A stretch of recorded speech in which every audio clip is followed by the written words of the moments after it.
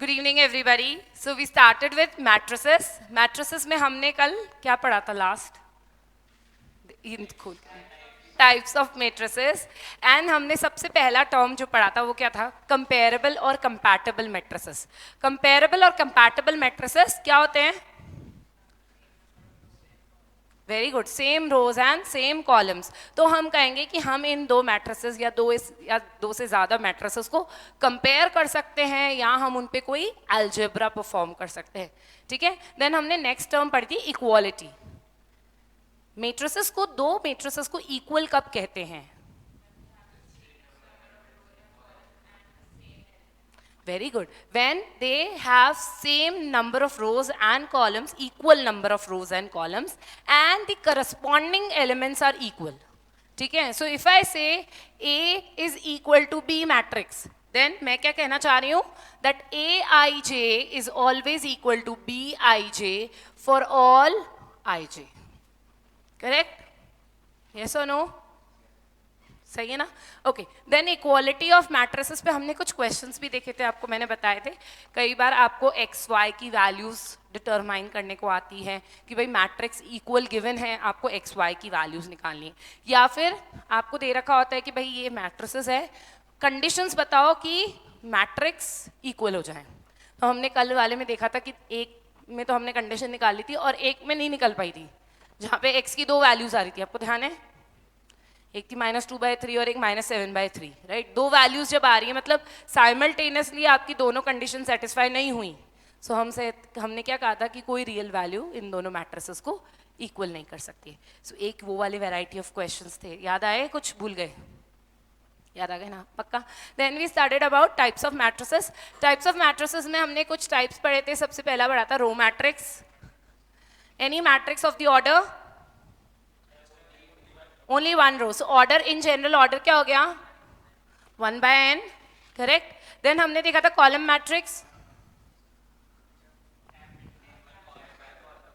Single column. Right. And हम इनको बोल सकते हैं m/1 ऑर्डर का मैट्रिक्स. ठीक है. अच्छा, इसमें एलिमेंट्स कितने होंगे फिर?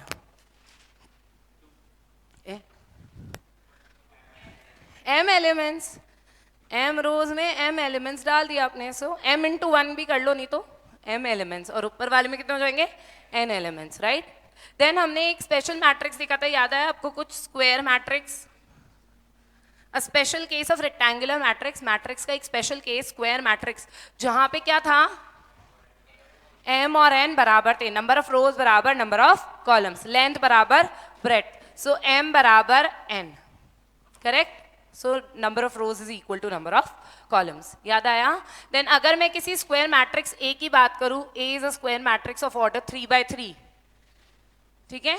Let's make any matrix 1 4 7 0 2 3 -1 -2 4. So हमने देखा था ये जो एलिमेंट्स हैं जो डायगनली लाई कर रहे हैं इस मैट्रिक्स में, उन्हें हम क्या बोलते हैं? प्रिंसिपल डायगनल एलिमेंट्स या फिर डायगनल. और इस पूरे को हम बोलते हैं डायगनल या प्रिंसिपल डायगनल. ठीक है. नाउ इनका एड्रेस की अगर बात करें तो इनका एड्रेस कैसा है? देखो जरा. A11, A22, A33. देखिए तीनों एड्रेसेस यही हैं. देख लीजिए. फर्स्ट रो फर्स्ट कॉलम ये 1 है, सेकेंड रो सेकेंड कॉलम 2 है, और थर्ड रो थर्ड कॉलम 4 है.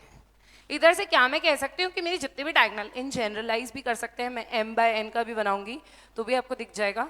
अगर इन जनरलाइज भी कर सकती हूँ कि जितने भी डायगनल एलिमेंट्स होते हैं उनका एड्रेस क्या होता है? i बराबर j. Correct. So all the diagonal elements have a address where i और number of row is equal to number of column. ठीक है. क्या सेंटर वैल्यू आ जाती है वो बेसिकली. चलें आगे. देन हमने इसका एक स्पेशल केस देखा था, डायगनल मैट्रिक्स, जहां पे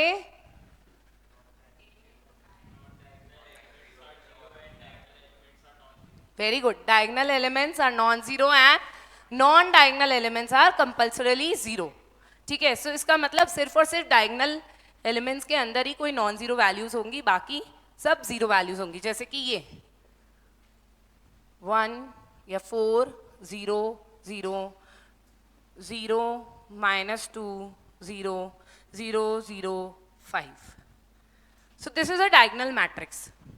ठीक है, इसका मैंने एक और रिप्रेजेंटेशन सिखाया था आपको. A equal to diagonal 4 -2 5. याद है? 3 वैल्यूज लिखी हैं, डायगोनल लिखा है, 3 वैल्यूज लिखी है, मतलब ये 3x3 मैट्रिक्स होगा. ठीक है, और ये तीनों उसके सीक्वेंशियली डायगोनल एलिमेंट्स होंगे. सीक्वेंशियली मतलब A11 A12 A22 A33 A44 A55. अगर n ऑर्डर का लिखा है तो ANN तक. ठीक है, क्या समझ आया? देन इसका एक और स्पेशल केस पढ़ा था, स्केलर मैट्रिक्स. इसको अगर मैं मैथमेटिकली लिखूं तो मैं क्या लिखती हूं? Aij is equal to 0 for all I not equal to j, and Aij is not equal to 0 for all I equal to j. याद आया? I equal to j मतलब डायगोनल एलिमेंट्स वो सारे नॉन जीरो होने चाहिए, और I not equal to j मतलब non diagonal elements, so they are all zero. Scalar matrix के अंदर क्या होता है? जितने भी डायगोनल एलिमेंट्स होते हैं वो क्या होते हैं? एक कांस्टेंट के बराबर होते हैं.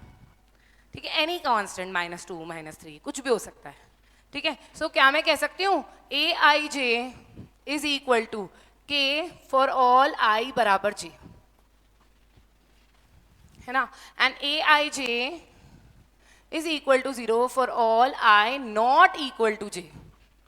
करेक्ट और नॉट? इसमें किसी को कोई डाउट है? पक्का? अगर मैं कोई मैट्रिक्स बनाती हूँ A, तो ये कैसा होगा मेरा स्केलर मैट्रिक्स? कोई एक एग्जाम्पल दे सकते हैं? मतलब रो वाइज बोलिएगा. 2 0 0 0 2 0 0 0 2.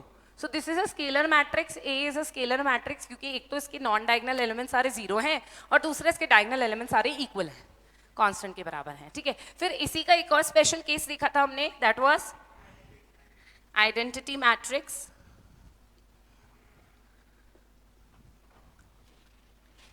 आइडेंटिटी मैट्रिक्स को मैंने आपको बताया था, you can denote any identity matrix of order n by IN.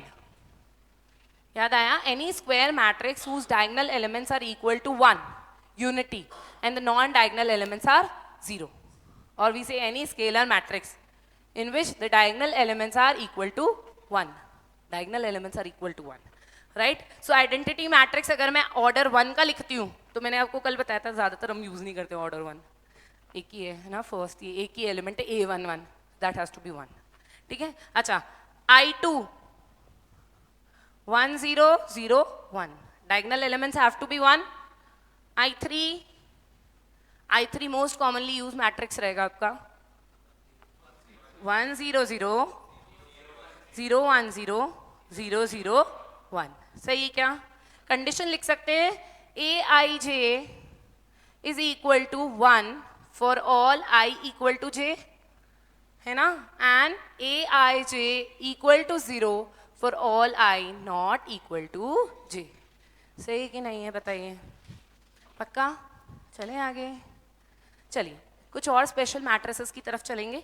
ये तो स्पेशल सारे आपको स्क्वायर मैट्रिसेस के स्पेशल केसेस बता दिए. अब हम लोग चाहे रेक्टेंगुलर हो चाहे स्क्वायर हो, मतलब कोई सा भी मैट्रिक्स हो, वो सब पे वैलिड रहता है वैसे. या चलो पहले एक स्क्वायर मैट्रिक्स का एक और कर लेते हैं कंप्लीट. Okay, triangular matrix.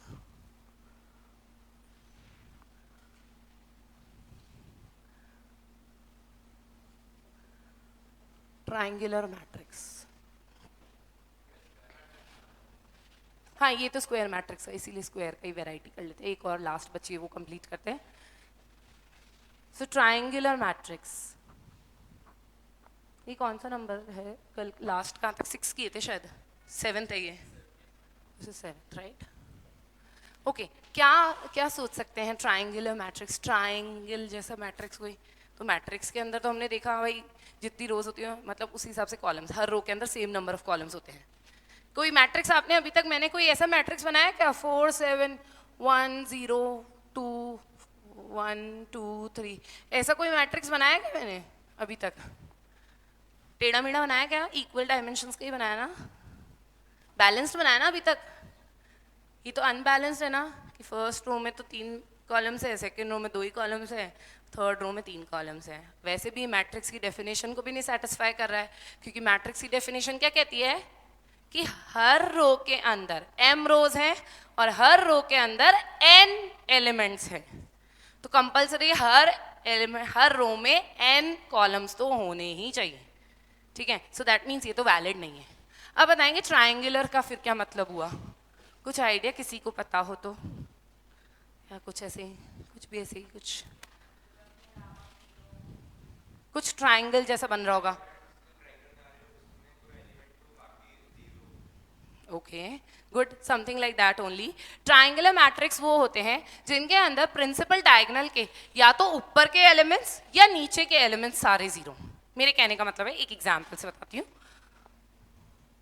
1 7 11 2 3 4 0 0 0। सो देखिए प्रिंसिपल डायगोनल है, इसके नीचे के सारे एलिमेंट्स अगर जीरो हैं तो भी ये ट्राइंगुलर मैट्रिक्स कहलाएगा। या फिर 1 2 3 4 5 6 0 0 0, या फिर ऊपर के अगर एलिमेंट्स सारे जीरो हैं तो भी ये ट्राइंगुलर मैट्रिक्स कहलाएगा। ट्राइंगुलर आप कैसे भी सेंस में समझ सकते हैं, नीचे वाला भी देखो ट्राइंगल ही बन रहा है एक, है ना, और ऊपर वाला भी एक ट्राइंगल बन रहा है। So that is why this is known as a triangular matrix, ठीक है। सो ट्राइंगुलर मैट्रिक्स आप लिख सकते हैं, a matrix in which all the elements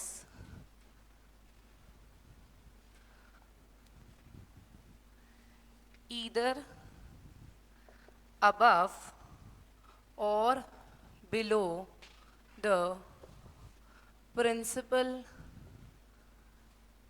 diagonal are zero, ठीक है। हाँ, it is a special case only.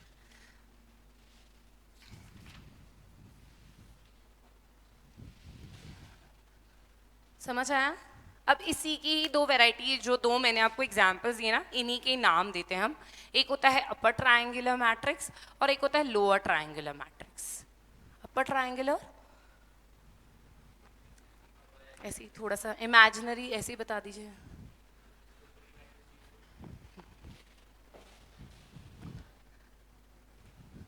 उल्टा, जो आपने बोला वो सही है वैसे, बस उल्टा।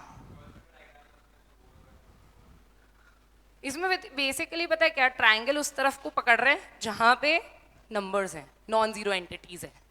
सो अगर मैं बोल रही हूँ उस तरफ के नंबर्स है ना, तो अगर मैं बोल रही हूँ अपर ट्रायंगुलर, तो बेसिकली मैं क्या कह रही हूँ, ये वाला अपर ट्रायंगल, ट्रायंगल उसको पकड़ रहे हैं जो जहां पे एंटिटीज हैं, ये वाला ट्रायंगल नहीं पकड़ रहे हैं, ये वाले ट्रायंगल को पॉइंट कर रही हूँ मैं, ठीक है। सो मेरे कहने का मतलब है अपर ट्रायंगुलर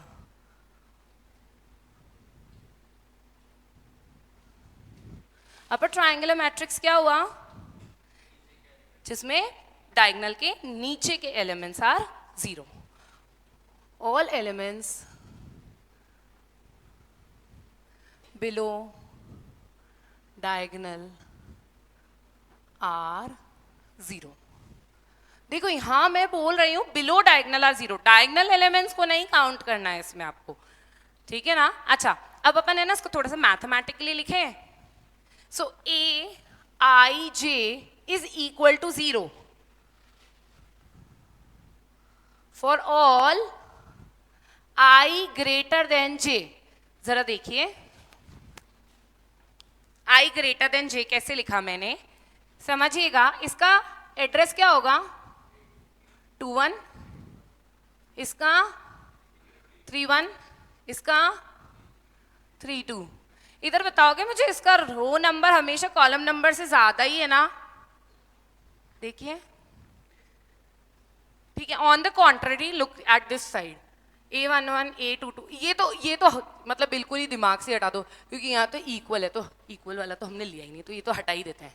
अब ऊपर वालों की बात करते हैं, तो ऊपर वालों के एड्रेसेस क्या हैं, देखिए जरा, 1 2,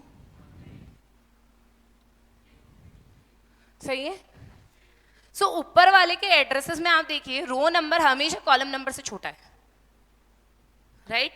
सो एक्सक्लूसिवली जब मैं बोल रही हूं आई इज ग्रेटर देन जे, तो मैं कहना ही यही चाह रही हूं कि डायगोनल एलिमेंट से नीचे वाले सारे हैं। सही है कि नहीं है? क्योंकि आप देख लीजिए सिर्फ डायगोनल एलिमेंट से नीचे वालों के केस में ही row number is always greater than the column number. समझ आई ये बात? नहीं आई? पक्का? सो अपर ट्रायंगुलर मतलब ऊपर ट्रायंगल बन रहा है ना? ऊपर ट्रायंगल बनाना मतलब जीरो के साथ तो वैसे भी अपन मानते ही नहीं है ना, तो नॉन जीरो ऐसे समझिए। वैसे भी जीरो इज नथिंग, ये तो आपको पता है ना? जीरो तो कुछ नहीं है, तो जीरो के रिस्पेक्ट में नहीं बोलेंगे। जहां पे नॉन जीरो एंटिटीज है वो वाली साइड कहलाएगी। सो यहाँ पे नॉन जीरो एंटिटीज कहाँ है? ऊपर। So this is an upper triangular matrix. यहाँ पे नॉन जीरो एंटिटीज कहाँ है? नीचे। So this will be known as a lower triangular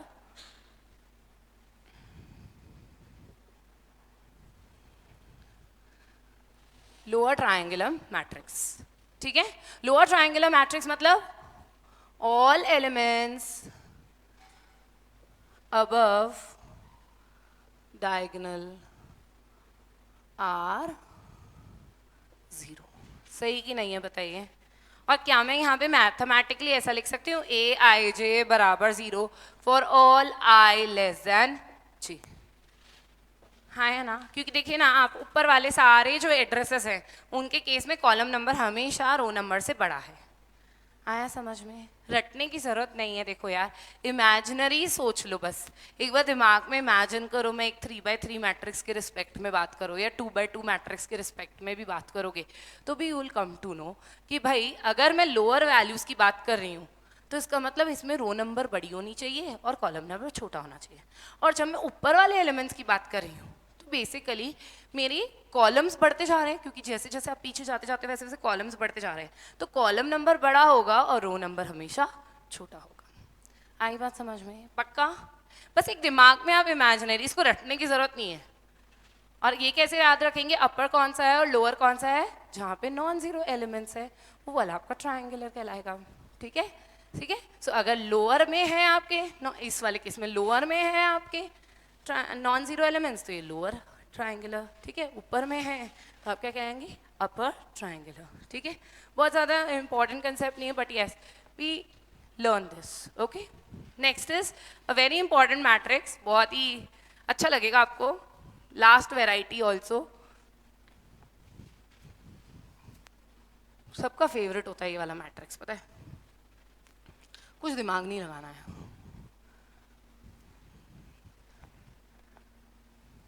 8, 9, 10 है ना? Zero matrix. क्या होगा जीरो मैट्रिक्स? सारे ही एलिमेंट जीरो। ठीक है? M by n matrix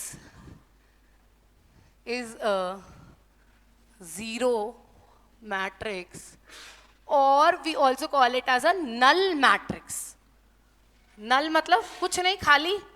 null मतलब खाली, है ना? So an M by n matrix is called a zero matrix or null matrix if and only if, है ना, all its elements are zero। correct? ठीक है? So if I generally it is denoted by capital O, zero, कुछ भी पढ़ते हैं बच्चे। ठीक है?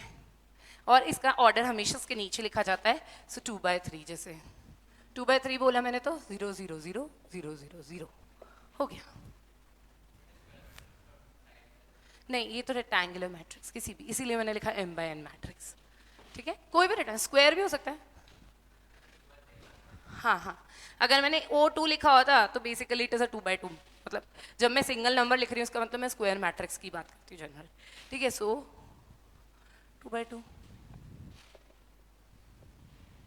This can be any, square भी हो सकता है, रेक्टेंगल, जनरल है ये। Zero matrix can be anything, not necessarily square. Rectangle में भी अगर आपकी सारी एंटिटीज जीरो हैं then also it will be a null matrix और a zero matrix. It is generally denoted by O बोलते हैं जनरली उसको बच्चे, मतलब हम लोग उसको O पढ़ते हैं, बाकी उसको बोलते हैं, कई बच्चे उसको क्या बोलते हैं? Capital zero. कैपिटल जीरो मतलब वो जीरो को है ना थोड़ा बड़ा लिख देते हैं तो capital zero, that is illogical but actually it is O, है ना? नल मैट्रिक्स और जीरो मैट्रिक्स. ठीक है क्या? चलें आगे. आप भी बहुत से बच्चों से सुनोगे कैपिटल जीरो. कैपिटल जीरो कुछ होता है क्या? Capital zero is nothing, right? चलिए चलें आगे. So this basically completes the first unit, मतलब first part of your chapter, जहाँ पे हमने introduction to matrices पढ़ा, the types of matrices पढ़ा, construction of matrices पढ़ा, then order, rows, columns, addresses of the elements or entities or the entries. ठीक है? Now equality of matrices. एक question करेंगे equality पे. आप करेंगे, मैं नहीं. आपके लिए लिख रही हूँ question. On equality of matrices. Okay, find the value of, find x minus y plus z. ये आपको calculate करना है. So for that you will be requiring x, y, z की value. Given है if x plus y plus z, x plus z and y plus z is equal to 9, 5 and 7. पहले ये बताएंगे आप मुझे ये कौन से मैट्रिसेस हैं? इक्वल मैट्रिसेस है. ऑर्डर वाइज कुछ बताएंगे?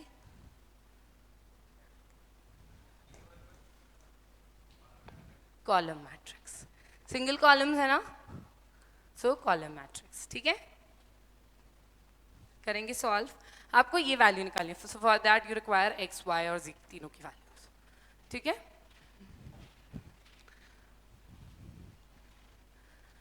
आप लोगों के रिजल्ट्स आ गए? नहीं, आप लोगों के अभी नहीं आए ना? आ गए. सो मैथ्स में कितने रहे मार्क्स? अच्छा चलो, अब जो नहीं आए वो तो कोई बात नहीं. 12th में कितने लाने हैं?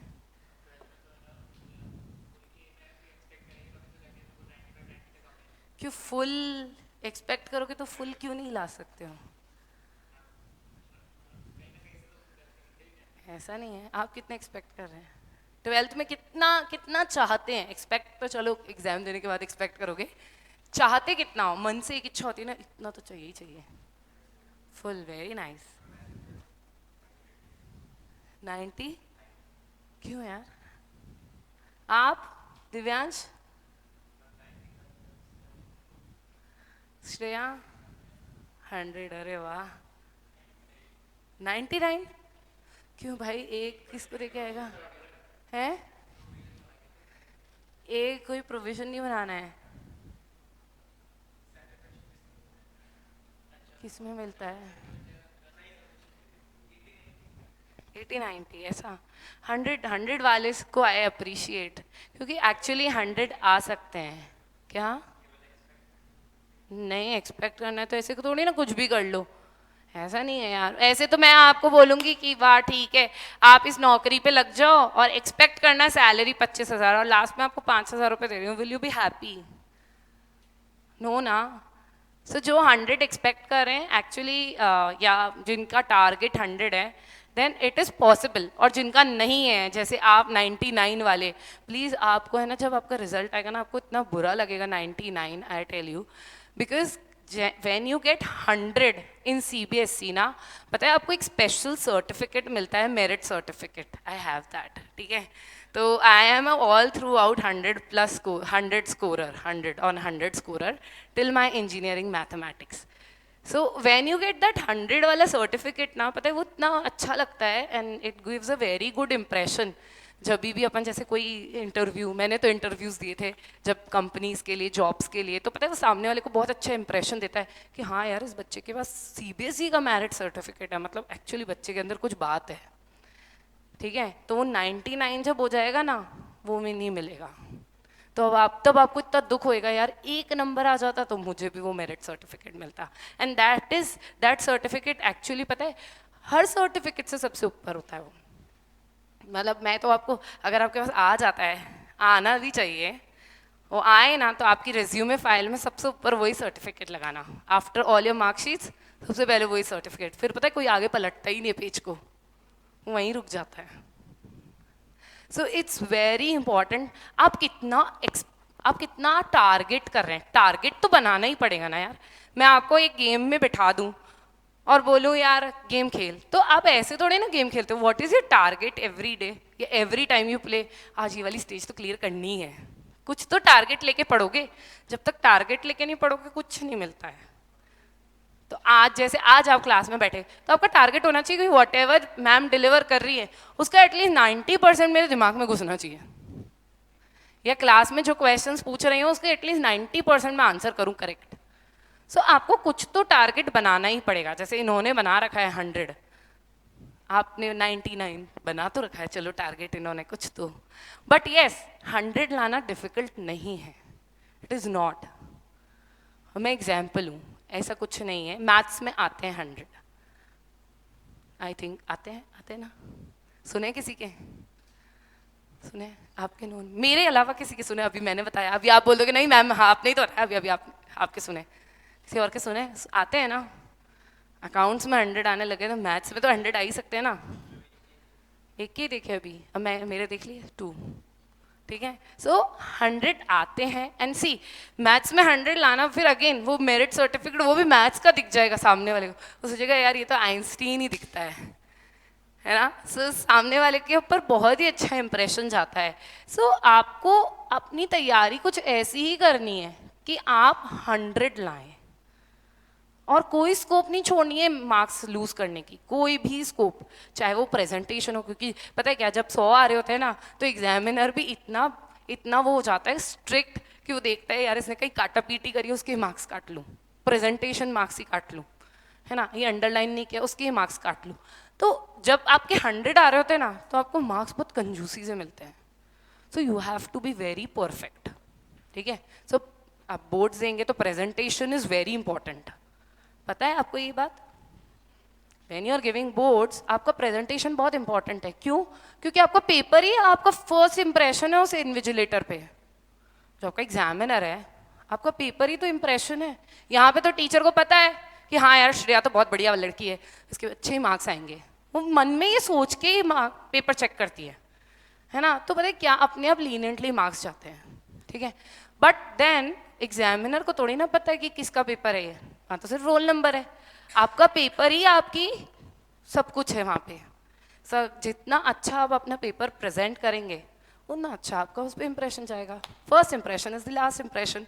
सो जो फर्स्ट पेज से स्टार्ट होगा ना इंप्रेशन, वो लास्ट पेज तक कैरी फॉरवर्ड होगा, और वो है ना एग्जामिनर का मन बड़ा खुश करेगा अगर अच्छा एक्सप्रेशंस आपके अच्छे प्रेजेंटेशन है।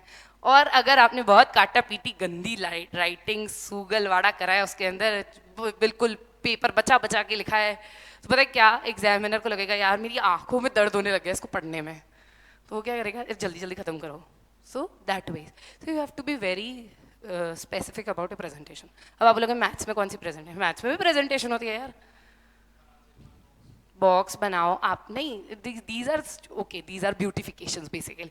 प्रेजेंटेशन इज आपके नंबर्स एंड ऑल आपके क्लियरली फिगर्स स्पेसिफाइड होने चाहिए। अब मैट्रिक्स बना रहे हो, टेढ़े मेढ़े मैट्रिक्स बनाओ, अच्छे लगेंगे क्या? अभी बोर्ड पे सीधे मैट्रिक्स बने हुए हैं तो आपने बोला कॉलम मैट्रिक्स, अभी मैं ये बना देती सपोज ऐसे, तो क्या बोलोगे आप, मैम डायगोनल मैट्रिक्स को आपने लेटा दिया या कॉलम मैट्रिक्स को डायगोनल बना दिया, राइट।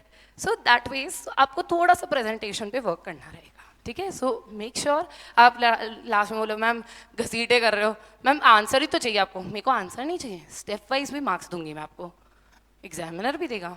सो आपको आपकी प्रेजेंटेशन को परफेक्ट रखना है for 100, okay, and we'll prepare like this only, ठीक है। हाँ चलिए बताइए इसका आंसर क्या आया? 1, एग्जैक्टली 1, ओके गुड। आ गया सबको? सॉल्व किया, 3 इक्वेशंस बनी, तीनों को सॉल्व किया, इजी था पक्का? Okay, one more question. So I can construct a 2x2 matrix, ठीक है, मेरे को एक 2x2 मैट्रिक्स कंस्ट्रक्ट करना है। कितने possible matrices, how many matrices can be constructed of order 2x2 with each entry entry या एलिमेंट है ना, ईच एंट्री ईदर 0 और 1.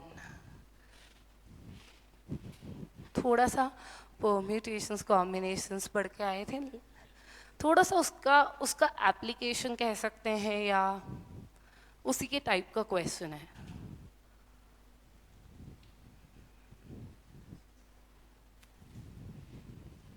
टू बाई टू मैट्रिक्स बनाना है. लेट्स से ए बनाया मैंने, A11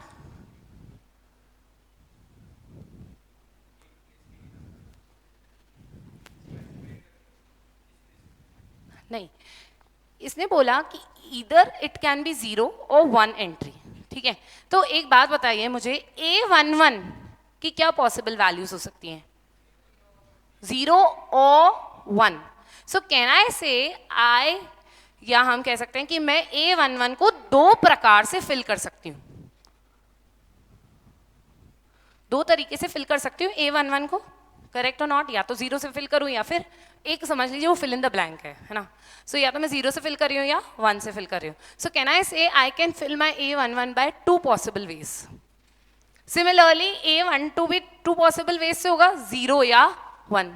अच्छा एक बात बताओ, ये काम ऐसे ही होगा ना कि, चलो एक क्वेश्चन बताती हूँ. लॉ ऑफ मल्टीप्लिकेशन पढ़ा था ना, एक काम के बाद दूसरा काम, दूसरे काम के बाद तीसरा काम, ऐसा. और एक होता है ये काम कर लो या ये काम कर लो, और है ना. जैसे कि फॉर एग्जाम्पल यहाँ से लेट्स से सिनेमॉल जाने, क्या है इधर, CSM जाने के दो रास्ते हैं. ठीक है, देयर आर 2 वेज. तो आपको यहाँ से सिनेमॉल ही जाना है, you will choose either one. या तो ये वाला रास्ता लोगे आप या ये वाला रास्ता लोगे. ठीक है, तो यहाँ पे आप प्लस करते हो हमेशा, दो पॉसिबिलिटीज है. पर how many ways you can dress up? Given है आपके पास 2 शर्ट्स हैं और 3 जीन्स है ना. तो आप क्या करते हो कि 2 तरीके से तो मैं शर्ट पहन सकता हूँ और सिर्फ शर्ट पहन के मैं ड्रेसअप नहीं हो सकता हूँ, है ना, या फिर सिर्फ जीन्स पहन के मैं ड्रेसअप नहीं हो सकता हूँ.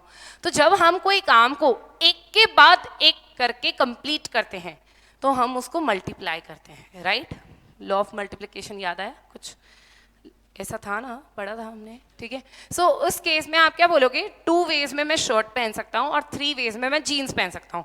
तो टोटल में 6 प्रकार से रेडी हो सकता हूँ कि फर्स्ट शर्ट के साथ पहले तीनों जीन्स पहन के देख ली और फिर सेकंड शर्ट के साथ तीनों जीन्स पहन के, तो पहले वाले में 3 बार, दूसरे वाले में भी 3 बार, तो 6 तरीके हैं.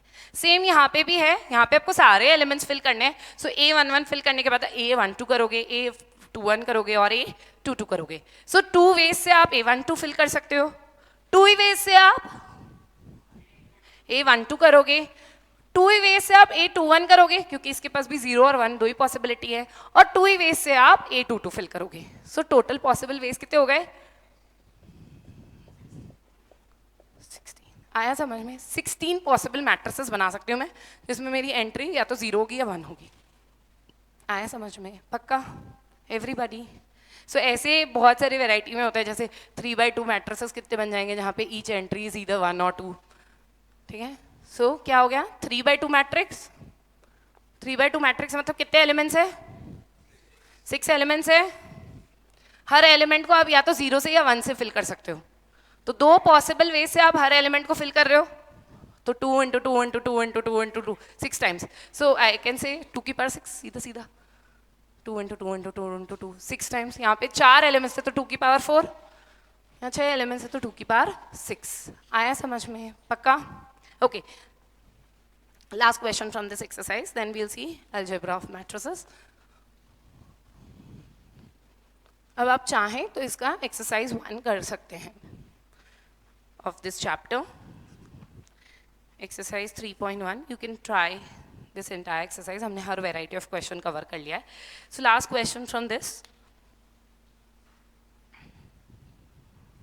Okay, find the value of x. You have to find x. नहीं यार, ये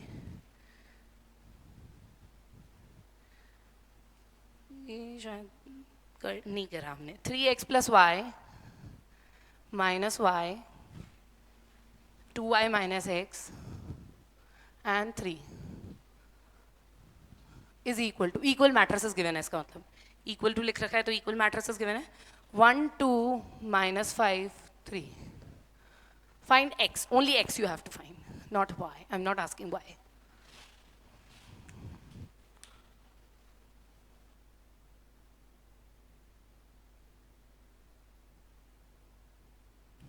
x की वैल्यू क्या आई? 1. सारी कंडीशन से 1 आई है, एक से निकाली है, बाकी भी चेक करके देख लीजिए एक बार, क्योंकि हमको यहाँ पे साइमल्टेनियसली जो सेटिस्फाई करेगा वही हमारा सोल्यूशन होएगा.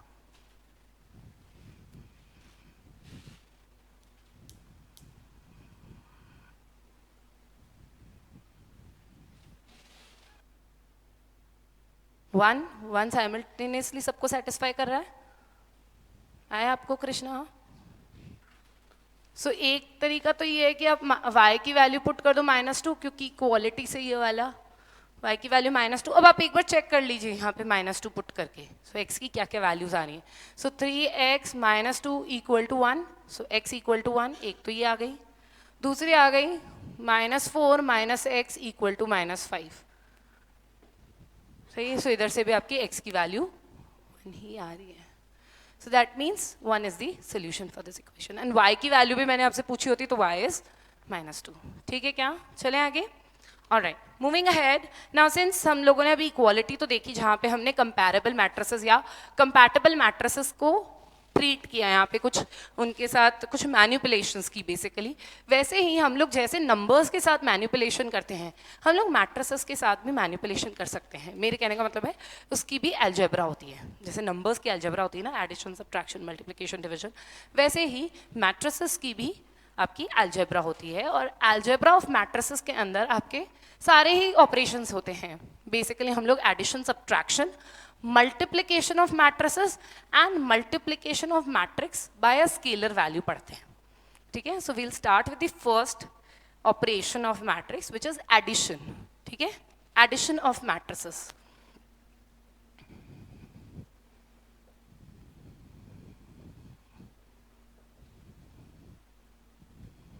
Matrices. ठीक है. अच्छा, अब ये बताओ, पहले हमेशा एक बात बता दीजिए, कोई भी दो चीज़ों को ऐड कब कर सकते हो? जब वो कंपैटिबल हो, कंपैरेबल हो, मतलब उनका सेम रोज और कॉलम्स हो. दूध के साथ अपन आटे को नहीं मिक्स कर सकते हैं ना, दूध के साथ दूध को ही मिक्स कर सकते हैं, आटे के साथ आटे को ही मिक्स कर सकते हैं. सेम यहाँ पे भी है, सेम ऑर्डर वाले मैट्रिसेस को ही हम ऐड कर सकते हैं. ठीक है. So addition of matrices, A + B is another matrix C, है ना. हम बोलते हैं we define A + B, where आपको पता, इधर लिख देती हूँ भले ही मैं. A is aij m/n matrix, है ना. B is also bij m/n matrix, है ना. Where C will also be a m/n matrix. क्यों? क्योंकि आपने दो m/n मैट्रिसेस को ऐड किया है, तो आपको रिजल्टेंट हमेशा एडिशन का सेम ऑर्डर का ही मैट्रिक्स मिलेगा. वेयर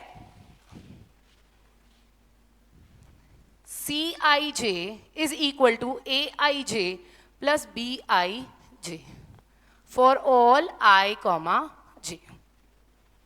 मेरे कहने का मतलब है C के जितने भी एंट्रीज है ना, वो A और B की करस्पॉन्डिंग एंट्रीज को ऐड करके मिलेगा. मतलब C का 1 1 एलिमेंट कैसे आएगा? B का 1 1 और A का 1 1 ऐड करके. ठीक है. For example let's see, A is a matrix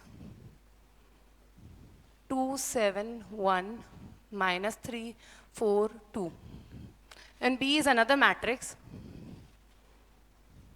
1 7 11 -5 -2 -3.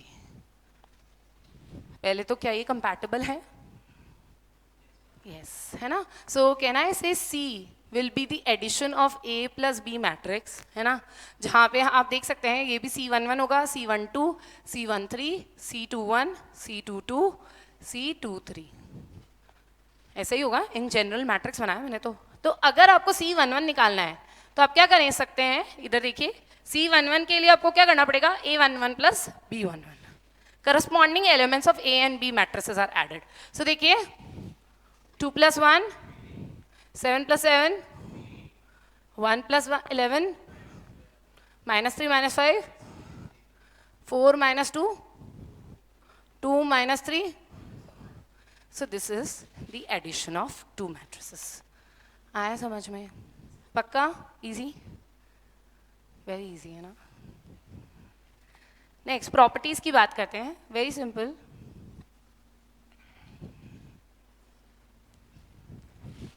अच्छा, क्या 2 plus 4 is 4 plus 2 क्या?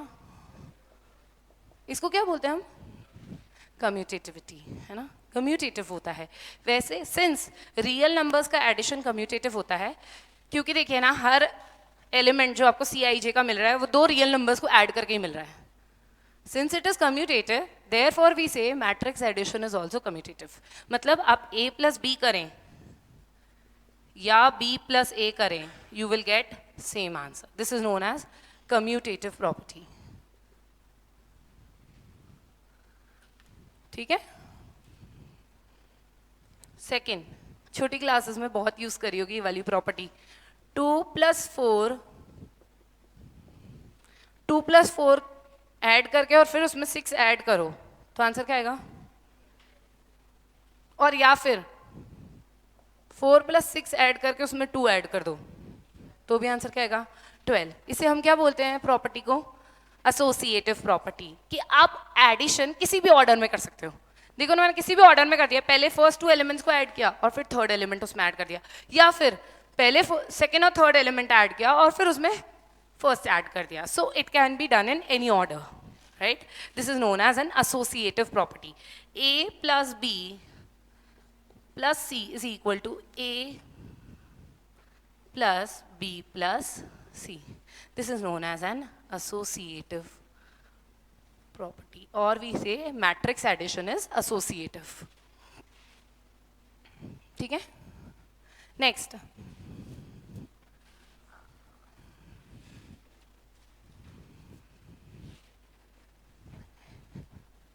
existence of additive inverse. ये चलो एडिटिव आइडेंटिटी पहले. इसका क्या मतलब होता है कि आप A के अंदर, मतलब X के अंदर क्या ऐड करो कि आपको वापस X मिल जाए? 0. ठीक है? So basically null matrix of the same order is always the additive identity of any matrix. मेरे कहने का क्या मतलब है? A plus 0 is equal to 0 plus A is equal to A. This is additive identity. ठीक है? And last is, sorry, third property थी. Fourth, existence of additive inverse.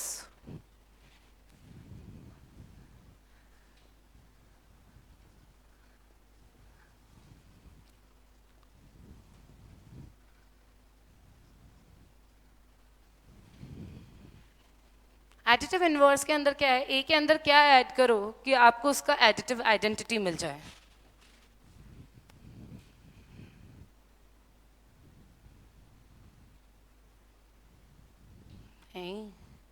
ए के, अच्छा ऐसे समझाती हूँ. ए के अंदर क्या ऐड करूँ कि मेरे को 0 मिल जाए, मतलब उसका एडिटिव आइडेंटिटी मिल जाए? तो यहाँ तो नल मैट्रिक्स ही है ना, एडिटिव आइडेंटिटी -a. सो ए के अंदर मैं -a अगर ऐड कर दूंगी, मतलब x के अंदर मैं -x ऐड कर देती हूँ, x -x हो जाएगा, so it will give you 0. So we say a plus -a is equal to -a plus a is equal to null matrix और 0 matrix. ठीक है क्या? अब क्योंकि हम माइनस पे आ गए हैं तो सब्ट्रैक्शन की भी बात करते हैं ना. सो subtraction of matrices.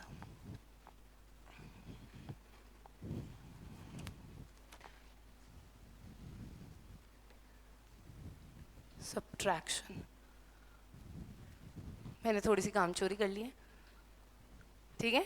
Subtraction of matrix is nothing but we say it is just कि आप किसी के अंदर उसका नेगेटिव ऐड कर रहे हो. ये कहते हैं ना सब्ट्रैक्शन का मतलब यही तो हुआ. बेसिकली क्या कहना चाह रही हूँ मैं कि आपने ए के अंदर है ना उसका नेगेटिव ऐड कर दिया बी का. So basically subtraction is a special case of addition only. ठीक है? हम उसकी नेगेटिव वैल्यूज में ऐड कर रहे हैं. ठीक है? सो वी से C will also be a matrix A minus B अगर हम करते हैं तो उसका रिजल्ट क्या होता है? C will be a matrix of order m by n where all the elements of C are given by Aij minus Bij. अच्छा, 2 minus 4 is not 4 minus 2, तो डेफिनेटली सब्ट्रैक्शन के अंदर कम्यूटेटिविटी, एसोसिएटिविटी ये सब नहीं देखते हम, प्रॉपर्टीज नहीं देखते, ठीक है। इसी के लिए C माइनस बी भी डिफाइन कर दीजिए। मैंने जो मैट्रिक्स दे रखा है आपको, यहाँ दे रखा है ना A और B, तो D equal to A minus B, बताइए क्या होना चाहिए?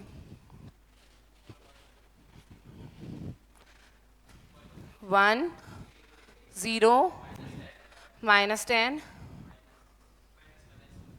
है, +2 होएगा, -3 माइनस ऑफ -5, देखिए -3 माइनस -5, सही लिखा है?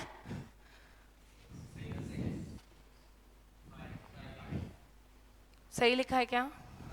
अच्छा, एक बार चेक करने के लिए अपन एक और मैट्रिक्स निकालते हैं, ई बी माइनस ए, कि क्या ये कम्यूटेटिव है क्या? एक बार चेक कर लेते हैं, पता तो है हमें नहीं है, पर फिर भी चेक कर लेते हैं। 1 - 2 है ना, उल्टा होएगा ना, b माइनस ए है तो -1 0 10 -2 -6 -5 आंसर होता है अपने, है ना? सही है क्या? पक्का? क्या आपको ऐसा नहीं लग रहा b माइनस है ना, a माइनस बी के हर फैक्टर को माइनस से मल्टीप्लाई करने पे आ गया? देखो जरा, ऐसा माइनस टाइम्स, या मैं इसको लिख देती हूँ, minus times a minus B जैसा नहीं है। यही मैं आपको स्केलर मल्टीप्लिकेशन इंट्रोड्यूस करती हूँ। ऐसा नहीं लग रहा मैंने हर एलिमेंट को -1 से मल्टीप्लाई किया है? इसके हर एलिमेंट को अगर मैं -1 से मल्टीप्लाई कर रही हूँ तो देख नहीं रहा आपको ऐसे b माइनस ए आ गया। सो हर एलिमेंट को अगर मैं किसी कांस्टेंट वैल्यू, ये कांस्टेंट वैल्यू ही है ना, -1 is a constant value, is it changing? नहीं ना, इट्स अ कांस्टेंट वैल्यू। सो जब मैं हर एलिमेंट ऑफ मैट्रिक्स को किसी पर्टिकुलर स्केलर से मल्टीप्लाई करती हूँ ना, तो मुझे क्या मिलता है? Scalar multiplication. Scalar multiplication of a matrix is obtained by multiplying every element, हर एक एलिमेंट को उस पर्टिकुलर स्केलर से मल्टीप्लाई करें। आप कैसे देखें?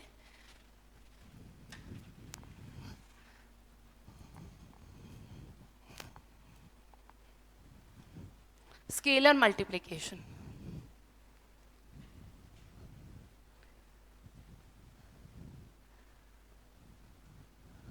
so A is any matrix, है ना?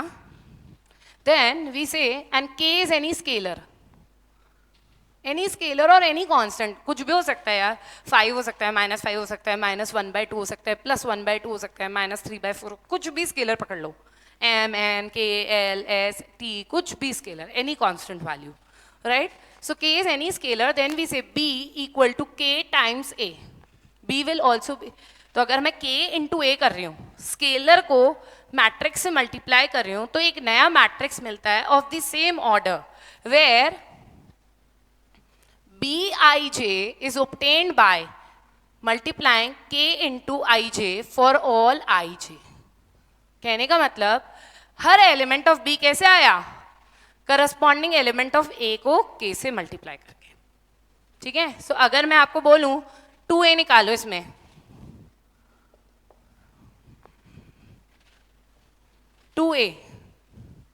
क्या होगा? 2a हर एलिमेंट को 2 से multiply, so will get 4 14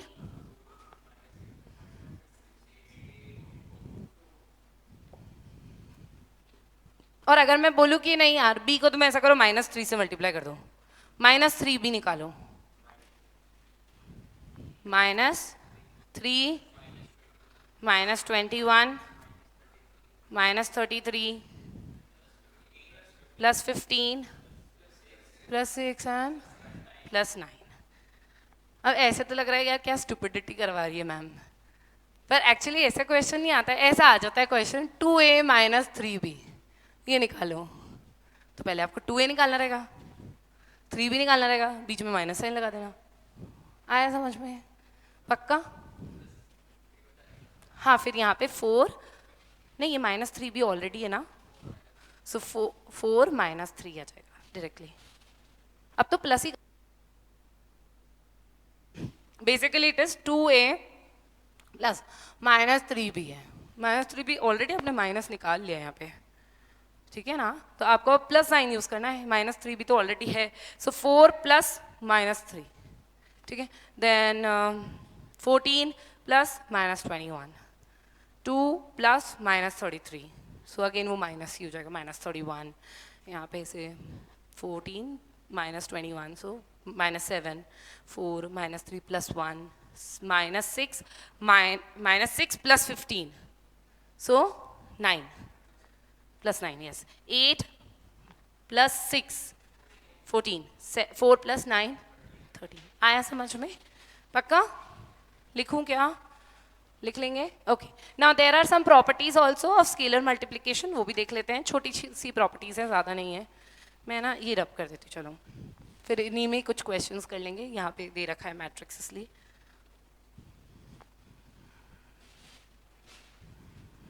properties,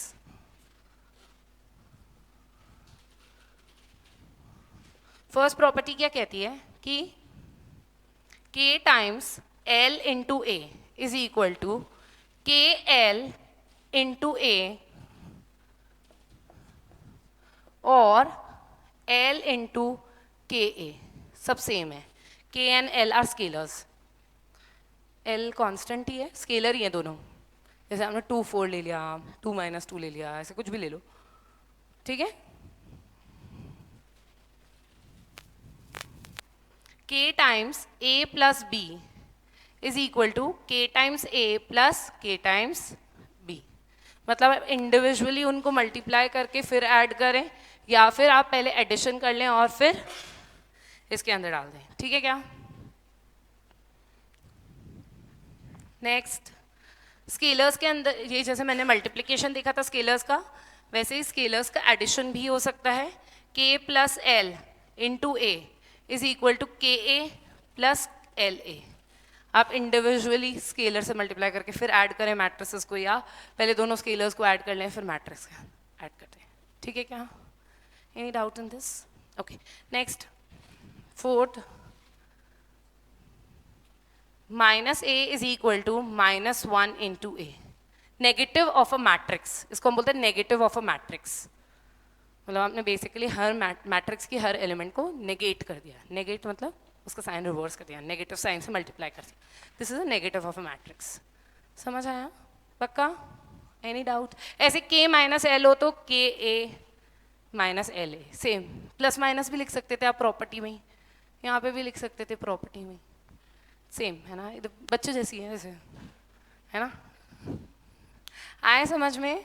पक्का? Alright, so do one question on this, यही यूज कर लेते हैं मैट्रिसेस,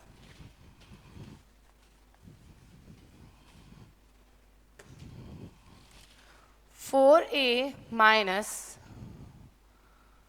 7b) कैलकुलेट करके देखेंगे, एक तो ये निकालेंगे और दूसरा निकालेंगे a माइनस b/2, b/2 समझ गए, हाफ इंटू बी, सो पहले आप सारी एंट्रीज को हाफ करिएगा, करेक्ट।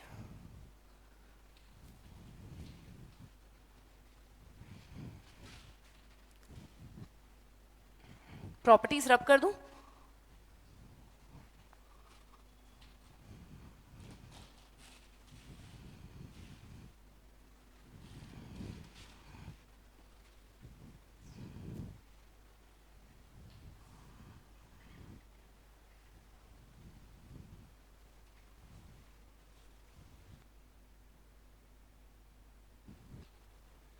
आया क्या?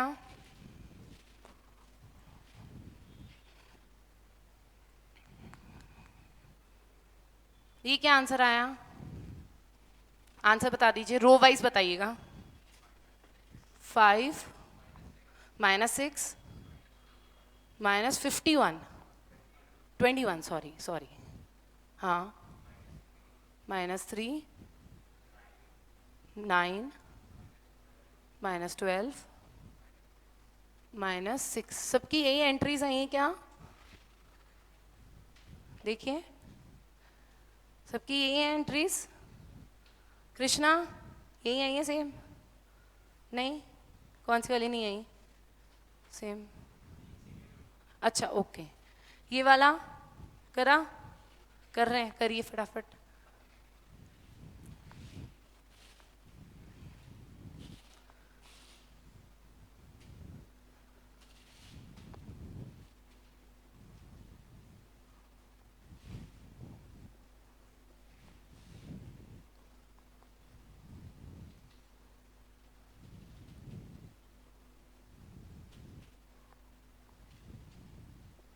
देखो ऐसा कुछ आया होगा ना, आप ऐसा भी कर सकते थे। बेसिकली आपको क्या करना है, b/2 मतलब हाफ इंटू बी।